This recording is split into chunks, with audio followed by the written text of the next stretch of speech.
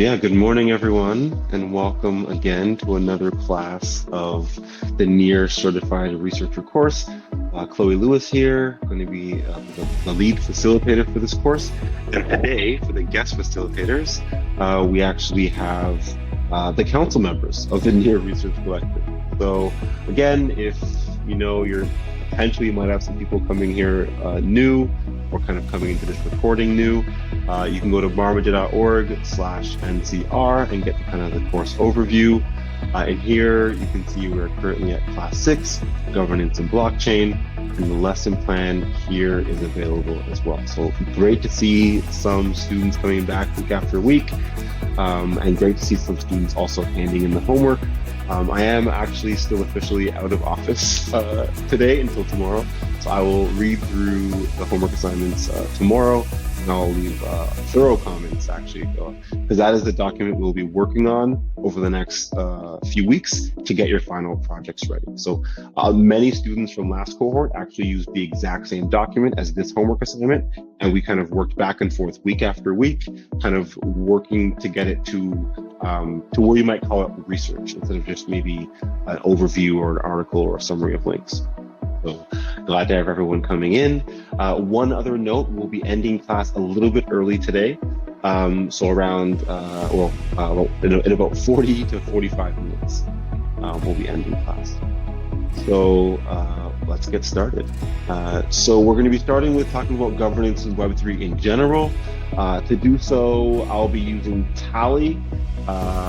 For many people here might have not heard of Tally, so I'll actually start at the homepage, and this is kind of what they're saying. So run DAOs on chain. So for those that might not understand, know what DAOs are decentralized, or it stands for at least decentralized autonomous organizations.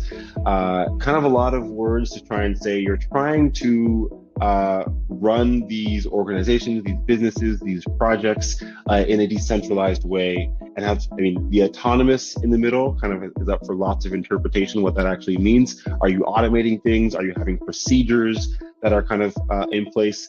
And in my opinion, the best way to kind of get a definition for what a DAO is to actually look at some DAOs and the things they're doing and try to understand, okay, well, how are they trying to organize governance, right? Decision making for their layer 2s, right? These are the organizations that are usually using these decentralized governance protocols. There's generally protocols like NEAR protocol, for example, might be a protocol that could be governed by a DAO. NEAR protocol, arguably, you could say the validators might even be sort of a DAO where, they're running some sort of, protocol to vote on upgrading. Well, they don't really vote. They kind of just choose to upgrade their software, but that could be a form of voting, right? Treasuries, you might have a bunch of funds and you might want to kind of figure out how to govern these funds on chain, and then public goods in general. So any questions that anyone has over the course? So hello, I see that. Hello, I will be submitting my homework by the end of the week. No worries at all. Generally, you will not be checking and marking people down for submitting homework a bit late. The idea is that as you have the time, as you kind of see other students' examples, for example, hopefully you'll have time and have more kind of support to get to it. And we're kind of here over the next 8, 9 weeks to kind of work to get that done. So thank you for that. So as we explore the DAOs on Tally, we can see there are some quite large DAOs here. I wish it kind of showed the dollar value that was in some of these DAOs, but we can kind of dig into some of these. And these are DAOs generally on Ethereum. So it'll tell you which network they're on here. So again, we're generally looking at, we're trying to find a way to govern the value of these protocols. So you have Arbitrum, which is an entire like layer 2 network. And you can Optimism, again, a layer 2 protocol. And then you have just DAOs that are active on Ethereum, for example, like Nouns DAO, which is for creativity and art. You have Pool Together, which is for no loss lotteries. I don't even know what Soft DAO is, or DGenX. I'm assuming DGenX is some DeFi, it's on Avalanche though. And you can see that there's actually a lot of different protocols that these DAO, that you can find DAOs about on Tally. So Tally is a DAO protocol. So if you're from the NEAR ecosystem, you've probably heard of Astro DAO, which is a DAO protocol that allows kind of, Aurora, for example, which is an L2, well, kind of an L2, well, it's a shard, but kind of an L2 on Near. They run their protocol through an Astro DAO. Ref Finance, for example, the decentralized exchange on Near, runs their governance and whitelisting of tokens through an Astro DAO. So you can imagine seeing a similar type of dashboards on Near, and there are similar type of things that exist. But I think what's different in the EVM ecosystem, so Ethereum, Arbitrum, Avalanche, Base, Blast, BNB, Zello, Darwinia, I've never even heard of that before, Gnosis, Immutable. There are so many EVM chains that exist that all use this DAO tooling ecosystem. So we're in the Near ecosystem, we have Astro DAO. In the EVM ecosystem, you have Tally, and there's DAOs across all these chains using this using this platform. So just to quickly give a high-level overview of how things work in this ecosystem and how it might differ from the Near ecosystem, because the EVM DAO world is quite a bit larger than the Near ecosystem, and also quite a bit different. So for example, this is the Arbitrum DAO, right? Secure scaling for Ethereum. So it's a layer 2 or a scalability solution for Ethereum. They have, I think, 1 billion tokens, pretty sure. And you can see some information here. So I'll drop this link in the chat. Sorry about that. For those that like following along on their own and digging through on their own. And you can see how how the governance is laid out. When we're talking about blockchain governance, you can see firsthand how this, very, very, valuable chain is already being governed right now. And you can see they're trying to expand Tally, which is this protocol support for the Arbitrum DAO. You can see there's some people voted against it. 40 million tokens voted for it. And the benefit here is that, I kind of didn't pull this up already, but you can go to CoinGecko, you can search Arbitrum, and you can actually see how much dollar value is behind this vote. So if we're looking here, we're seeing 40 million tokens voted for this. You can actually go up around $60 million or $50 million going towards this, which is pretty cool. So in the Near ecosystem, for those that have dug into things, it's usually you're voting with your Near account. So it doesn't really matter how much dollar value you have or how much tokens you have. You are voting kind of strictly with your Near account. You could imagine you had a system where your account managed multiple others based on how much you invested. There could be many kind of things built out, but generally the way it works on Near is you're voting, Chloe.Near might be on a DAO, and therefore I'll have one vote for my account. It's generally how things work. So there's some pretty interesting proposals here. I would suggest people can kind of look through. One thing I did want to showcase was, because that we might see differently in the Near ecosystem, is the NDC and how voting is done there.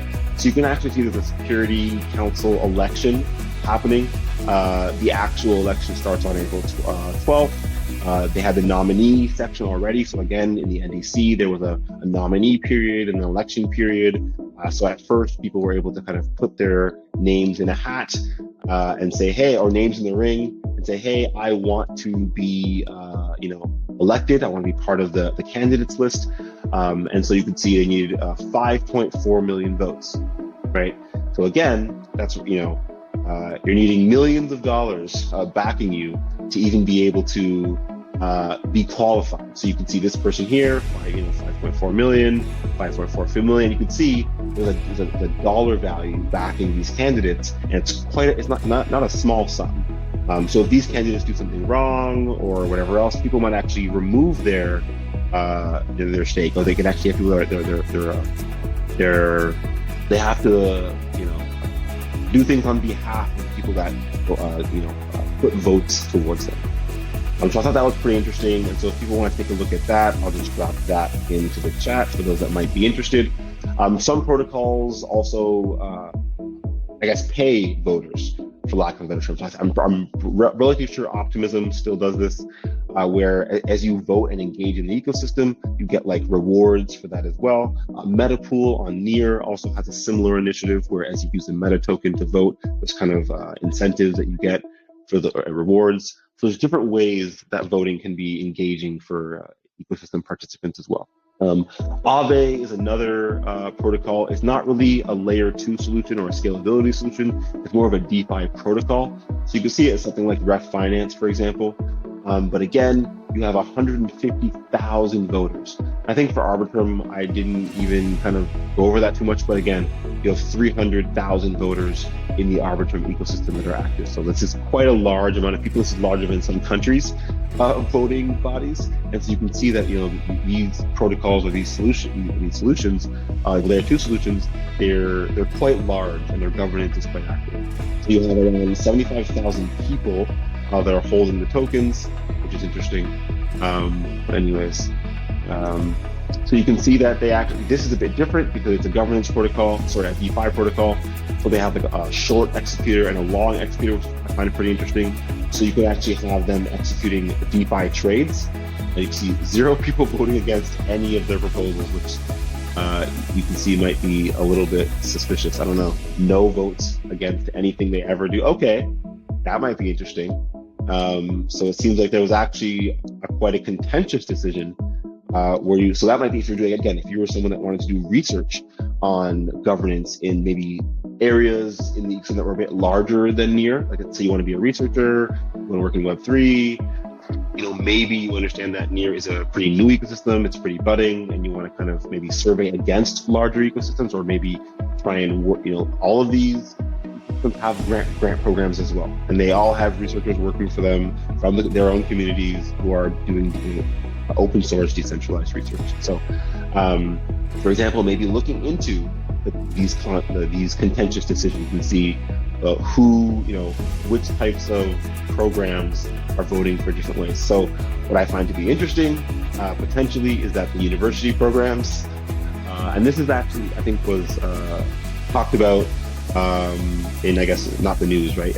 Crypto Twitter, how, is it conflict of interest, or is there a morality issue potentially in these protocols? What happens actually? So these protocols donate millions of dollars, or tens of millions of dollars of their voting tokens to these universities.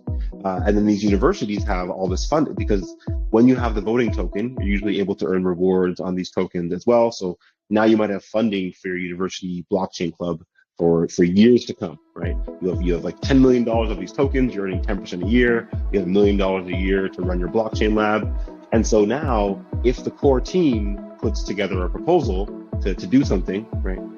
Potentially these, so again, it seems like the Aave standard crypto.eth account published it, and all the university accounts, with huge amounts. I mean, you can see these are not the size of the circle is the size of their token offerings, and you can see it's not a small amount of tokens that these universities have to vote. And it's not just in one protocol like Aave. It's in Aave, it's in Arbitrum, it's in Optimism, and these universities have quite a large stake in a lot of these governance protocols. So it's kind of a side note, but it is something that could be researched as well, and kind of looked into a bit more. If anyone does find Tally to be interesting, I'm going to just share these links. Don't need to go into them too much. But kind of there's some docs for like what is Tally. I know because again, it might be a lot different than what you're used to in Near. And so, there could be some, what are voters, what are delegates, which again is a bit different than the Near ecosystem. And you can they have swaps on chain as well built into Tally. So if you build in a DAO on layer 2 Ethereum, you kind of get built-in swaps with DEXs, where on Near you can do the same, but then you have to kind of build it out yourself. And yeah, so I wanted to go through this quickly, and I will kind of just drop this because one of the questions that you might get asked, or if you're talking about blockchain governance, is why? Just why blockchain governance, or why decentralized governance? Why have it be on chain? How much of it should be on chain? Because a lot of protocols will have a snapshot and then do Discord voting, for example. There's lots of different ways to do decentralized voting. You don't have to use something like Tally. Some people will just use Discord. and be like, hey, as long as you own this NFT, you can talk in this Discord channel, and we'll do all of our voting just in Discord. Some like a poll, Discord polls. And so I will, I guess, first of all, try and zoom in. It lets me, perfect. But the idea here, and it doesn't let me minimize this, no fun, is on-chain, you have the on-chain proposal, right? There's a transaction to actually execute this. There is an on-chain vote. Again, it's very simple. There's a transaction to execute this. So you have the security of the blockchain in both steps. And then there's actually transactions executed only when there's an actual on-chain vote that passes a certain pre-specified threshold, and there's execution.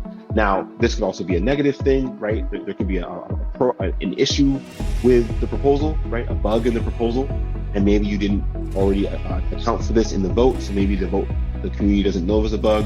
It passes, and then something's executed, even though maybe the core team realized the bug early enough to maybe shut it down.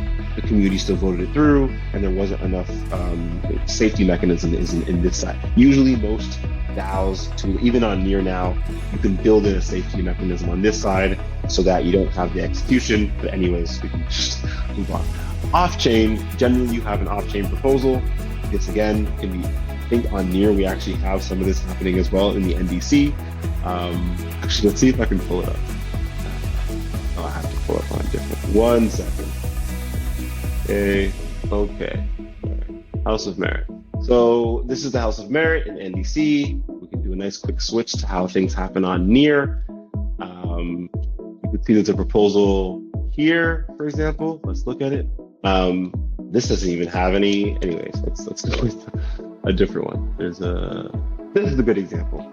So this is, in my opinion, a mix of on-chain and off-chain, right?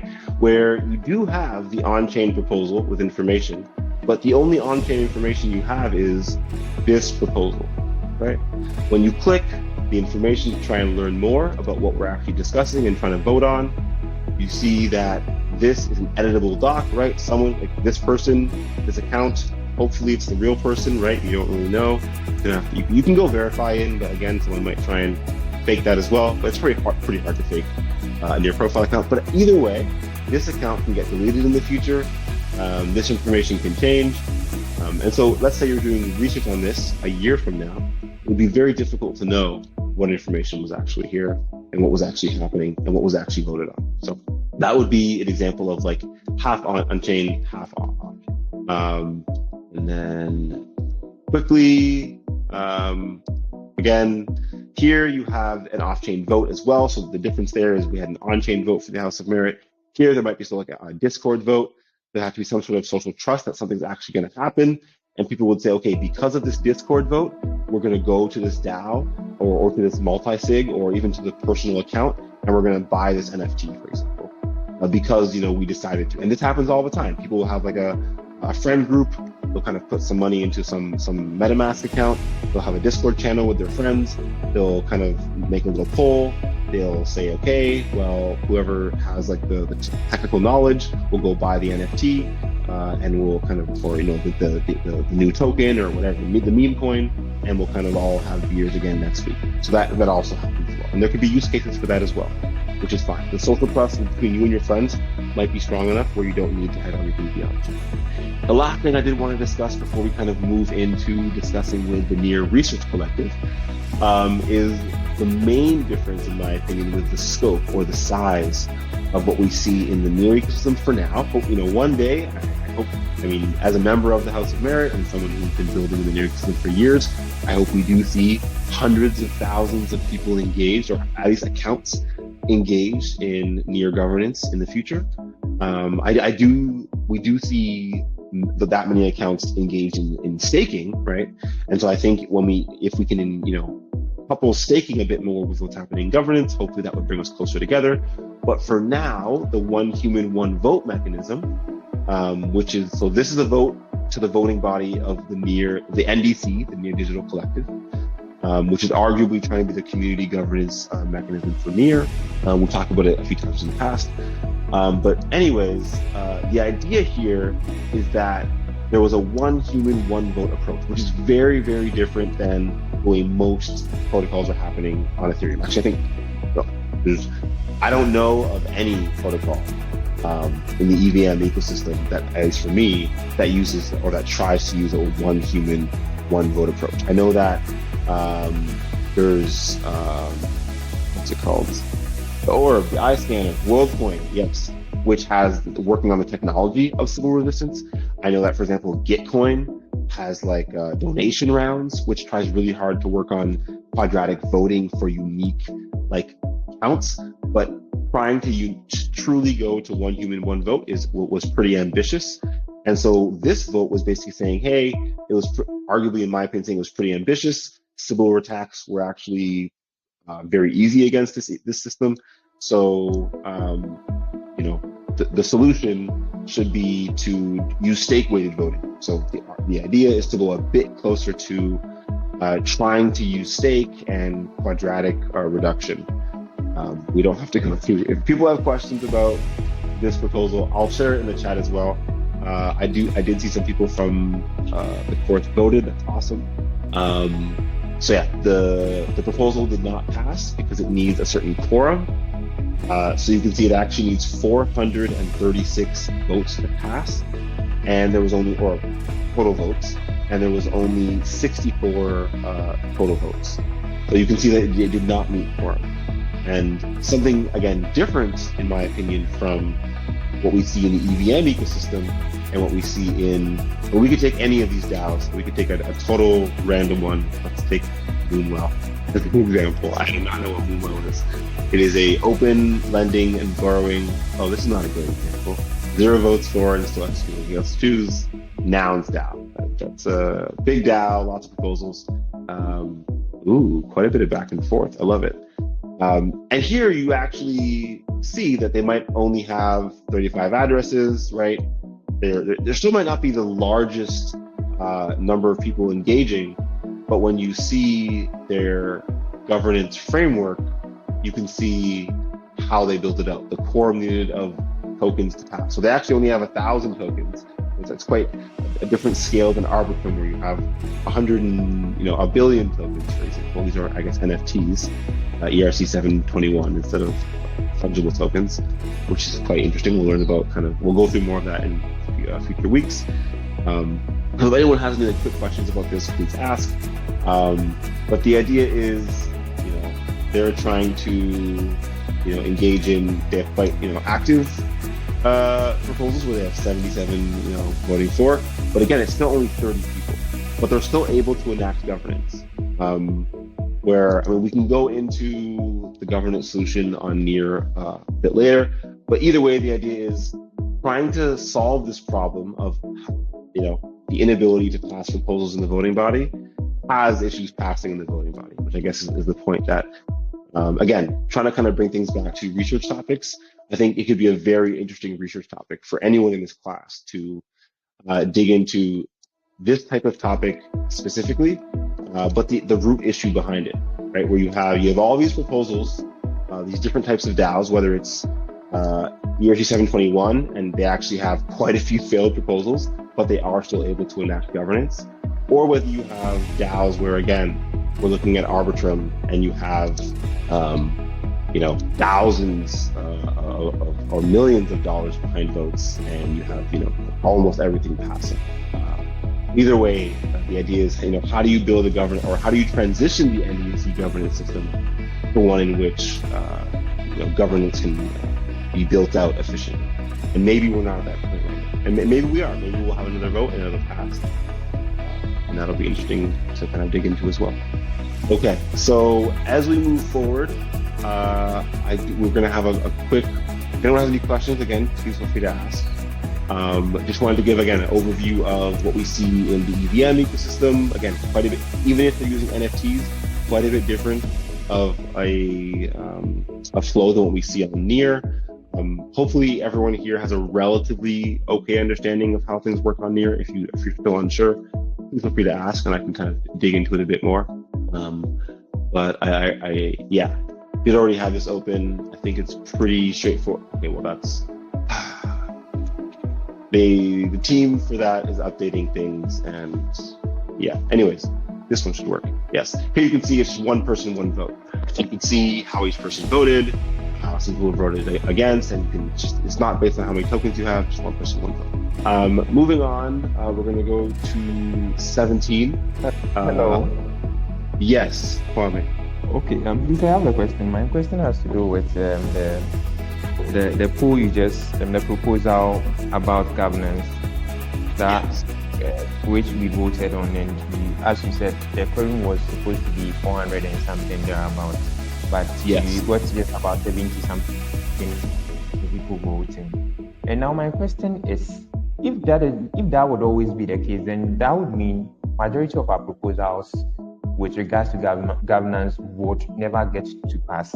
Exactly. Because looking at the number of people that voted, and that would mean no matter what we do, we will keep on bringing out new proposals, and they wouldn't get approved. So in that case, would it be best for the quorum to possibly be reduced? That would mean a lesser number of people vote to approve the proposal. That would also mean majority of the community members would not have their voice heard.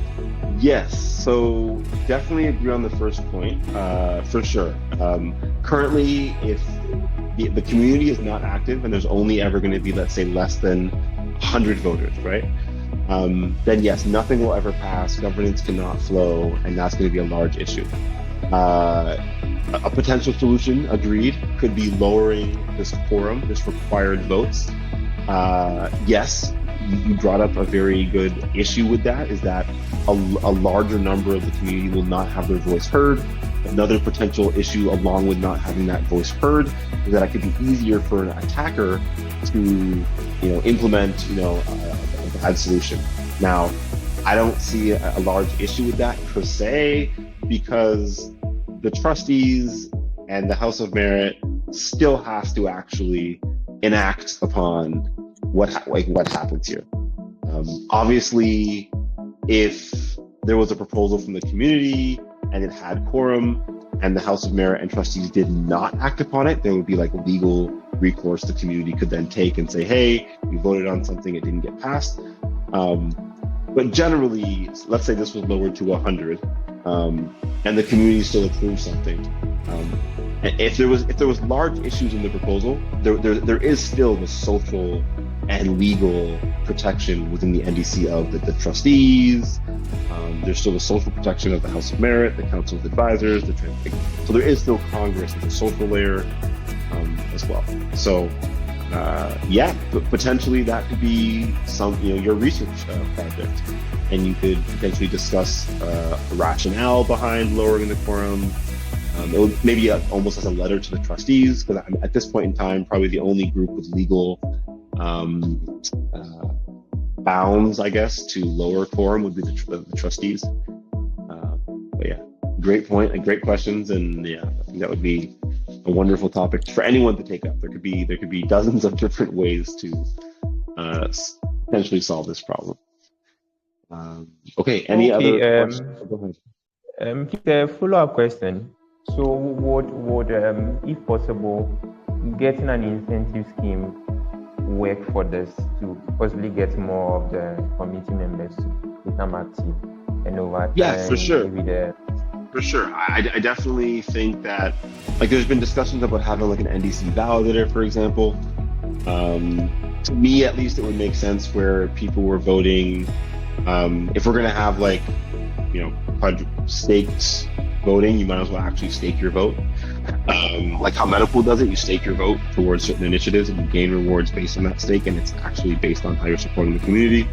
So if there's an NDC validator and you're actually, staking your vote, and there could be like NDC tokens given out to boost your vote if you're, being active in the community. They can be sold down, they can for reputation. There could be a lot of different ways to build upon this. But just having a simple system where, based on how you stake your NIR towards network security, and then engage, and then having delegates obviously would be useful, so that even if you're not active on your phone every day, you can trust someone else to then vote on your behalf. yeah, I think that an incentive scheme would be helpful across the board. I think many DAOs on Tally, if you dig into more of them, a majority of them, probably, or a lot of them, have incentive schemes. Okay, so now we're going to move on to 17. And I will be dropping at the 45-minute mark regardless, but the council members, please continue. So we're going to go through, I'm just going to go through a whole overview first, and then we'll kind of go through it. So we'll go through 17.near, going through the NRC charter a bit more, just discussing things that students might be unaware of potentially or might be interesting. I'm going through the governance model and how things work. For example, there was an idea of having an election at some point and kind of growing the council. Then we're going to have Ernest go through kind of the YouTube channel, NRC Media, discussing how things work for decentralized media. Eventually, are we going to get off of YouTube? Is there going to be a decentralized solution? All these types of questions. And students, please feel free to ask questions towards the NRC Council. Then we're going to have Hannah go through kind of hands-on with the DAO. In my opinion, everyone here should be requesting to join the DAO as a student. And so Hannah's going to go through a little walkthrough of how that might get done. And I will definitely not be here from the 55 to 60-minute mark. But the next module that we'll go through will be, I don't like using that link, this is the wrong link, but that's okay, because I can share the correct link here and do the correct link here. Will be DeFi, and we'll have Intel near the meme coin team coming out tomorrow and sharing a bit with us. Without further ado, I will stop sharing and move it on to 17. Okay, thank you, Chloe. So good morning, everyone. I am one of the council members of the NEAR Research Collective, and I will be talking a little about governance in the NEAR Research Collective DAO. So at its core, a DAO is a community-run group where decisions are made collectively without a traditional boss or central leadership. So the NEAR Research Collective DAO exists within the NEAR ecosystem and has a mission to develop a thriving community focused on fostering innovation, promoting continuous learning, and supporting individuals to provide high quality and impactful research. So one second. So in the chat, I shared a link to our MintPay store, where you can collect our charter for free. And if you scroll down, you will see Forever Document, and you can open that up, and it'll open up our charter. So the Research Collective DAO has three main roles that work together to make things happen. So firstly, we have the council, and their main responsibility is just managing the DAO's operations. So they review and vote on proposals and make sure that things run smoothly. Next, we have researchers. So any person can request to join the DAO as a researcher. And yeah, so the majority of people who would be in that role currently are probably there as a part to join the NEAR Certified Researcher course. And yeah, so anybody who has completed the course then will be added to the alumni role. So members on the alumni role all would have published at least one research project within the DAO, and they are able to submit a proposal to request funds from the DAO for research projects of their choice. So this would be the main group that would be generating valuable research for the NEAR ecosystem.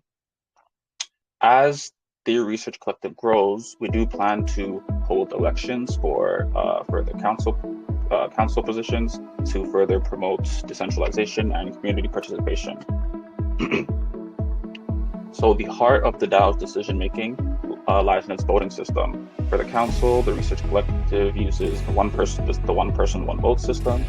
So every council member has equal voting power. So for a proposal to pass, a quorum of 51% needs to be met. So that currently we have 3 council members. So you would need 2 out of the 3 members to approve a proposal. Sorry, 17, are you scrolling currently, or are you just sharing objectives? Pardon? Oh, I wasn't really scrolling through. Okay, yeah, no worries. But I just, yeah, you do have a section on. Anyways, you people can go through and read the full charter. But for proposal pass, currently 2 out of the 3 council members must approve the proposal, and as the council grows to 5, it will be 3 out of 5, and so on. So the aim of this governance structure is to promote decentralization, transparency, and community-driven decision-making.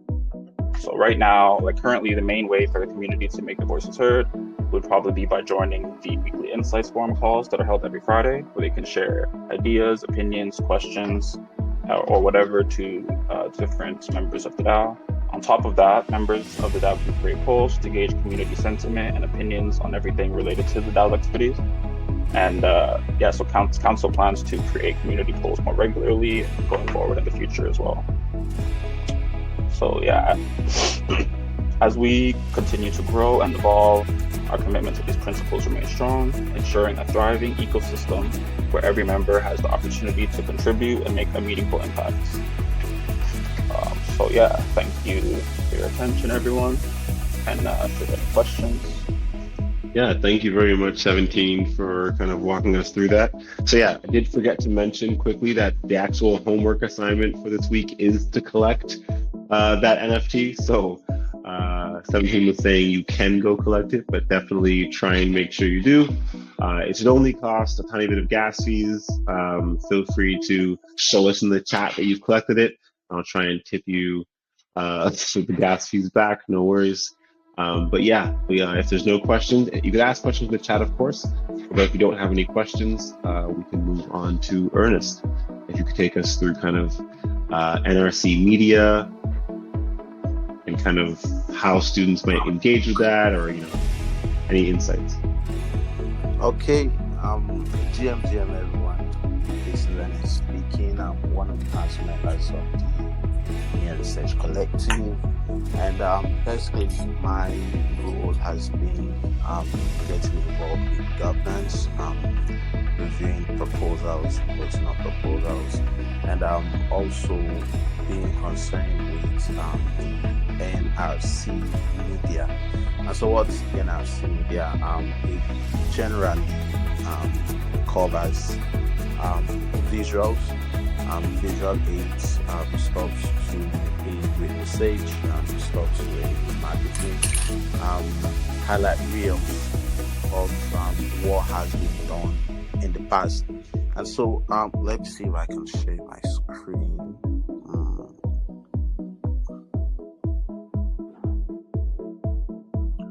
Hope you guys can see my screen.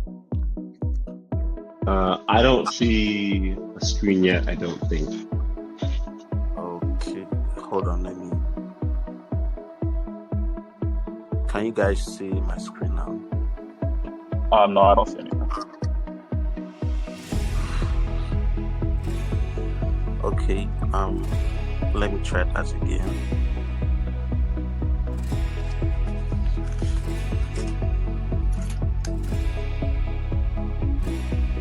Okay, so while that is loading, basically we have a YouTube channel where we will be putting up videos of most of the activities here. For now, we have some reels of student presentation from the last cohort, and generally what our YouTube channel would be used for would be to put up like a proof of work of everything we're doing within the Media Research Collective. So we're talking about videos, we're talking about shorts, we're talking about reels, serving as a proof of work of everything we've been doing. And for each class, we will be creating a playlist for all of the cohorts, and then the videos of these classes will be uploaded on the YouTube channel. And then we could also have highlight reels of some of the classes, and then we would have a playlist for that. Currently, I think highlight reels for the classes of the first cohorts are in the works and would be uploaded to the YouTube channel very soon. Let me share let me share the link to the channel here for everyone, so we can have a look at the videos that we have on the channel. I wonder why my screen has refused to share. So for every class we will have, we will be uploading those videos there, and then there would also be highlight reels of these videos as well. And then for students, during the last cohort, we had student presentations where students did a presentation of their research projects. And so hopefully we can have a return of such during this cohort, and then highlight reels of those presentations if a student wants such would also be created, would also be cut up, and would also be published on the YouTube channel for everyone. I'm going to share a link to the current playlist of the students' presentations from the last cohort here.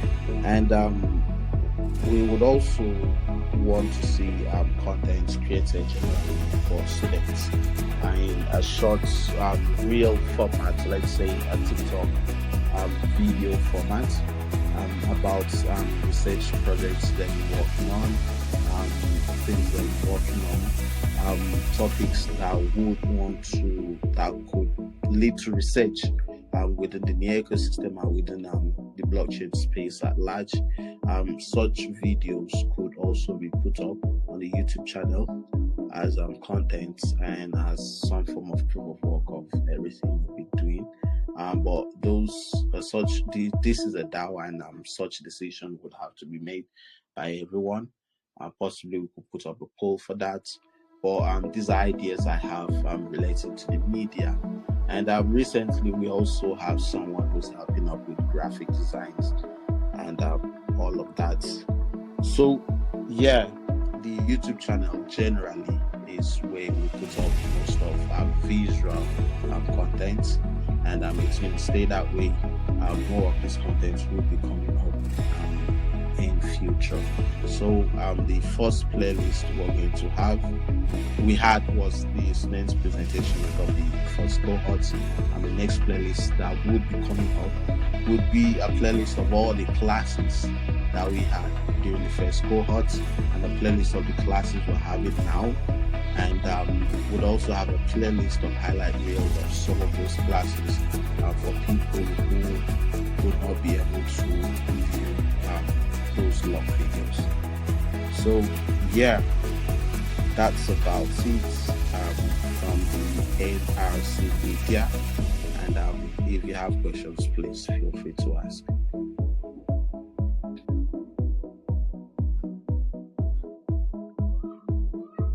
Thank you, Ernest. Can you stop sharing your screen, please? And if you have any questions, anyone, please ask.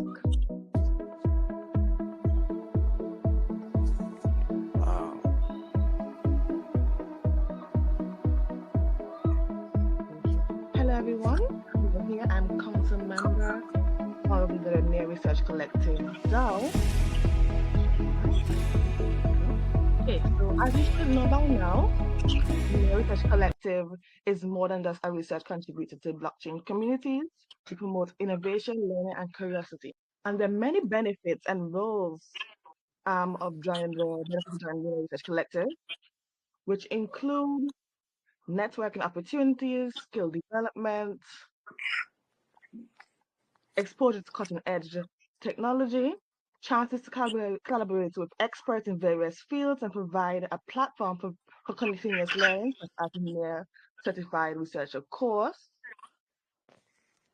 And there's potential early opportunities from jobs and bounties available to research and alumni. We have a publication guide, which you can check out to contribute to research in the future. I'm going to send it in the chat so everyone can see. In the NEAR certified researcher chat right here. Okay, so you're probably wondering now, how can we join, right? So first you will go to verify your personhood on Nadabot and get a score of 20 or above, right? So you can do various things. You can complete your near social by filling out your form. You have 6 points there. You can, oh, I'm not seeing it here, but I'm going to say it. So it will be showing on yours. Oh, okay, so we can see connect your X profile to it, so verify you're human. And also, if you have completed I am human verification, you can also get that check. That is 19 points. So I am human is 19 points. Connecting your X is 10 points. The completing your social profile, your social profile is 6 points, and you only need 20. If you're unsure how many points you have, you can check any one. So let's say I'm checking. Let's check mine. So Hannah 17. Type in your account there. You see I have 29 score. Quite simple. So you're probably wondering now, why did we choose to verify a person who used Netabot? We're doing that to connect with Potluck and to safeguard our community from malicious actors. So as you can see here, you can read these stuff links later, but as you can see here, we have a Potluck. Our always registered on Potluck. You get free donations, which we're going towards out back to the community and furthering the objectives of the Near Research Collective. The next step now is to go to our DAO page and ask to join. So you click ask to join and you're selecting the researcher. So ask to join right here and click the researcher role. Let me just go on this, you'll see. Okay, so yeah, we click the link, you go to ask to join, click the researcher role, make the proposal. So these are approved manually. So if you're unsure whether or not you got into DAO, you can just click and search your name right here. So you go to this, you say for instance, let's see who on the call we can check. Let's check Clara to see if she's on our DAO. Sorry, it's delayed a bit. Okay, there you go. See, she's joined on as a researcher on our DAO. So if you're unsure that what role you are on our DAO, you can just check right here. Quite simple. Okay, so now I'd like to highlight a few of our socials. So if you go to our boss page, you can see a few posts. I want you to follow all our socials to ensure that you maintain and update everything that's going on in the Near Research Collective DAO. As you can see, the last thing we posted about is the research grant available to alumni, which we'll be checking and accepting or giving feedback by the 5th of April. Our Twitter is our most active, where I post at least 1 to 3 times a day, every day. And you can see I have pinned, check out our playlist on YouTube that's Ernest highlighted earlier. So more videos are coming soon. We just hired somebody else to assist Ernest with videos and graphics and so forth. So we're looking forward to seeing everyone and all the interactions on our socials. I'll be accepting any questions from the community now, any feedback, and opening the course. Anyone want to send in? Any questions, please?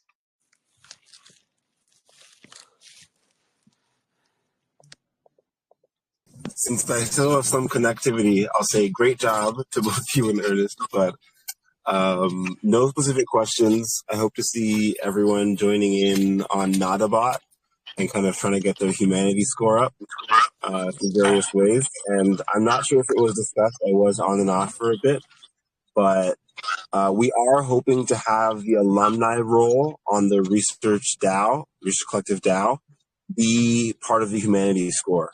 The idea being that if you're an alumni, you have gone through the course, you submitted a project, you probably presented, and you have that up somewhere. And so arguably that's probably quite a lot of proof towards being human.